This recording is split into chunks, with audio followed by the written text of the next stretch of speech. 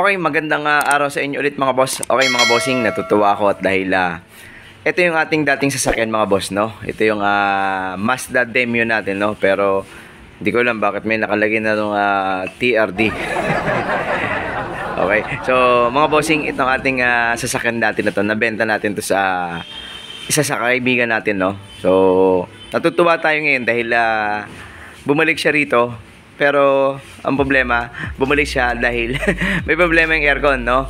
Pero syempre, sa atin dati to, alam natin kung anong ginawa natin dito. Pero ang nakita namin ngayon na problema, butas yung kanyang evaporator. So orig pa to mga bossing. Simula nung nakuha ko, yan lahat ng piyesang nandyan, yun pa rin yun. Tapos general cleaning lang natin yan, no? So nililis lang natin lahat yan. Okay, so pinababa natin tong evaporator dahil nung niligtas namin, nandun sa kanya lumalabas or umuusok talaga yung kinakarga naming nitrogen. So yun, nakatanggal na yung ano niya. Ayan na, pinababa ko ng konti. Okay, mga bossing, Japan itong ating Mazda Demio, no? So ito yung conversion. Pero ang nagustuhan ko rito, yung dashboard niya, buo.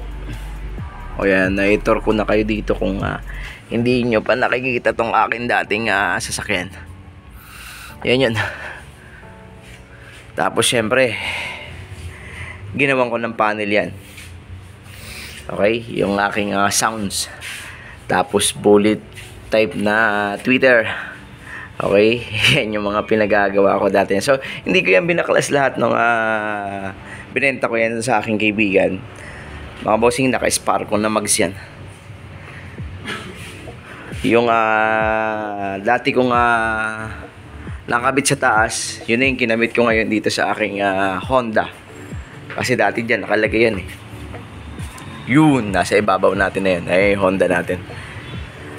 Okay, so natutuwa tayo dahil nga bumalik ulit dito. Pero syempre, hindi nakakatuwa dahil gastos. Kaya hindi ko alam kung ano makikita natin dyan sa evaporator. Malakas ang singaw eh. So, tingnan natin kung magagawa natin marirepair or i-convert na natin ng iba yan. Okay, so Mel, tanggalin mo na. Mazda Demio. Nung nakuha ko itong mga bossing, talaga medyo nakakatawa. Ang dating may-ari dito parang doktor din yata, no? Mga 1 year nakatambak to sa kanilang parang paradahan nung parking lot nung kanilang compound, no? So ang nakakatawa doon, paglagay na 1 year na nakatambak, hindi ini-start yon. So syempre na lobat battery. Pag kabit ko ng battery, pag start ko, 1 click lang mga bossing. So kaya kinuha natin, pero marami kong ginawa rito. Pinahilamusan ko to dati. So natutuwa lang ulit ako dahil nakita ko ulit siya. Pero dumadaan-daan naman yan dito. Pero ibig sabihin tong gusto ko nga patugtugin yung sounds nito. Mamaya check natin yung sounds nito. Active pa ba?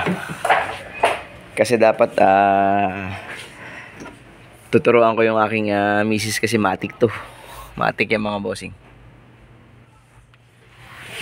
So yung aking Honda hindi na matik. Intact pa loob nito eh. Lahat yan, pati ceiling. Ewan ko lang kung naalagaan ng maganda, pero good pa naman eh. Pintura okay pa naman. Konting bopping lang ulit. Ito yung mags na palit trabaho sa akin, pero na-repaint na yan. Pero spark urig yan mga bossing. Okay, so tingnan ko mamaya yung ating evaporator. Laminated yan, laki ng evaporator niyan yun. Sana may papasok na iba na same nya. Kasi pagka Japan, baliktad yung lagayan ng mga fittings niyan mga boss eh. Kaya kailangan mag-convert pa tayo ng dugtungan. So, pero ito ang dating plano ko rito, papa long condenser ko na to. Tapos yung compressor ko nito, medyo may konti, alam niyo naman mga Mazda, may konting lagitik pagka medyo matagal na naka-start. Sige, okay, so yun lang.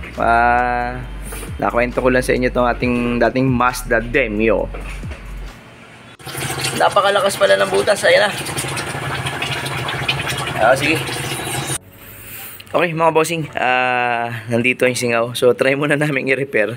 So madali lang naman sa atin to na pabalikin yung ating kaibigan pag hindi talaga tatagal ng medyo matagal, no. O ito mga bossing yung medyo mas magandang brand. Para sa akin ito talaga ang brand na gusto ko. Thailand talaga to mga bossing. So ito na convert na pala to mga boss. Ayan, no. Napalitan na to. So try muna natin pa-repair. Kung hindi talaga ubra at manganganak, papapalitan na lang talaga natin. Okay.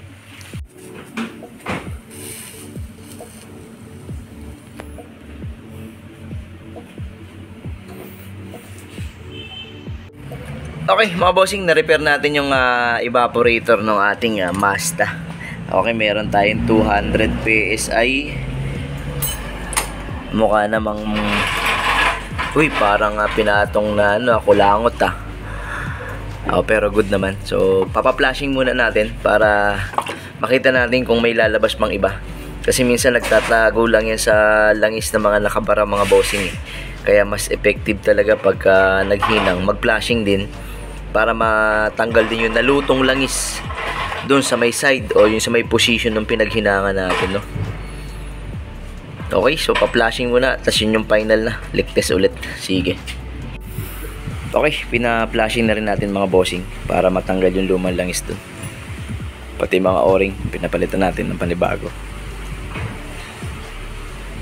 Sige. Okay, siyempre, final check-up na tayo mga bossing. Okay, may pressure pa rin. Eto na, na-flashing at wala na talagang singaw. Good na to. So, mapapakinabangan pa ng tong kaibigan natin to. So, hindi mo natin siya palitan. Okay, very good, very good, very good. Okay mga bossing, maglo-load na tayo ng Freon dito sa ating Mazda. Okay mga boss, yung ating compressor. May ingay na, no? Naririnig na. So, ganyan ang sakit niyan. Sa akin dati, medyo meron ng konting ingay pero hindi ganyan kalala. Pero pag nirep mo ng konti yan, mawawala yung ingay. So, may tama na yung compressor nito pero yan yung sakit ng mga Mazda.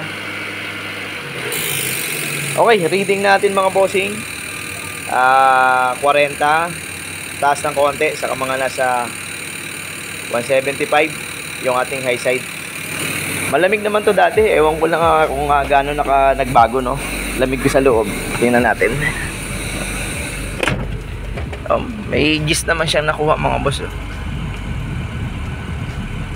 Yan yung nakuha niyang lamig.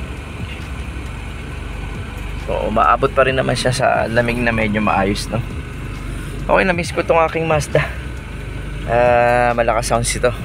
So, baka ma-copyright tayo ng ating sounds. Malakas yan. Ito yung aking parametric equalizer na nilagay dito. Bigyan natin ng konting pitik. Kagaya ng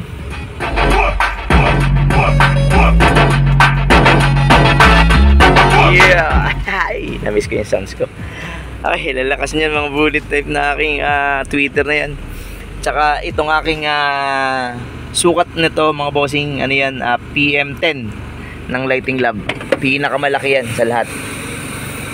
O kasi may RM10, ito PM10. Parang totoo naman mga bossing, di ba? Wala lang yung cover na ano niyan, na screen kasi wala talagang kasama. Okay, yun lang. Sinare ko lang tong aking dating auto mga bossing. Itong aking Mazda Demio Japan. Okay, shoutout sa kaibigan ko si Gary Abaca. Siya yung may-ari nito ngayon. Okay, ayun lang mga boss. Maraming salamat ulit. Syempre, bakit nagkatungo-tungo na tong aking mga burloloy dito. Bossing, meron ako dyang RPM, meron akong voltmeter, tsaka meron ako dong ano ba yun, sa vacuum. Hindi ko alam kung ang tawag dun. Kasi binigay sa akin yan, in-sponsor sa akin ng kaibigan kong doktor yan, si Doc BJ Puyawan. Okay, ayun lang mga boss, share ko lang tong aking Mazda. Ay, hindi na pala sa akin, dati kong sasakyan. Okay? Okay, maraming salamat mga bossing. Syempre, ingat lagi. Thank you, thank you. Salamat na marami.